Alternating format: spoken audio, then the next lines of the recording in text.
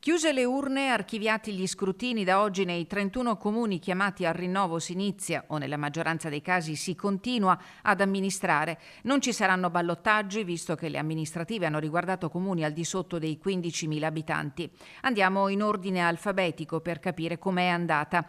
Ad Agordo si conferma primo cittadino Roberto Chissalè, ad Arsiè ritorna ad amministrare il municipio il già sindaco Ivano Fauro. A Borgo Valbelluna gli elettori confermano Stefano Cesa. A Cibiana la prima sorpresa inaspettata. Il candidato Sandro Gerardi, a capo di una lista civetta presentata per scongiurare il commissariamento del comune, batte inaspettatamente l'uscente Mattia Gosetti, che ha già annunciato la sua uscita di scena anche dal Consiglio Comunale.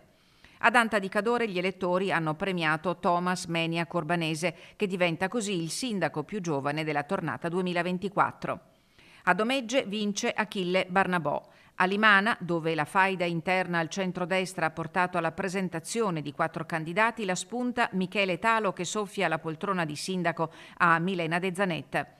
A Livinallongo si cambia. Oscar Nagler ha battuto l'uscente Leandro Grones. A Ospitale si conferma Roberto Santin. A Ponte nelle Alpi Elena Levorato, candidata del centrodestra, batte l'ex sindaco ed ex parlamentare Roger De Menec. Ribaltone anche a Rocca Pietore. Lo slogan nel segno della discontinuità premia Valerio Davare, che manda in archivio l'era De Bernardin. A San Vito ritorna a fare il sindaco Franco De Bon, mentre a Santa Giustina i cittadini ridanno fiducia al giovane Ivan Minella. A Sedico vittoria sul filo di lana per Cristian Roldo. A Seren del Grappa si conferma Dario Scopella, mentre nel nuovissimo comune di Sette Ville, nato dalla fusione fra Quero e Alano di Piave, gli elettori hanno riposto la loro fiducia sull'ex sindaco di Quero, Bruno Zanolla.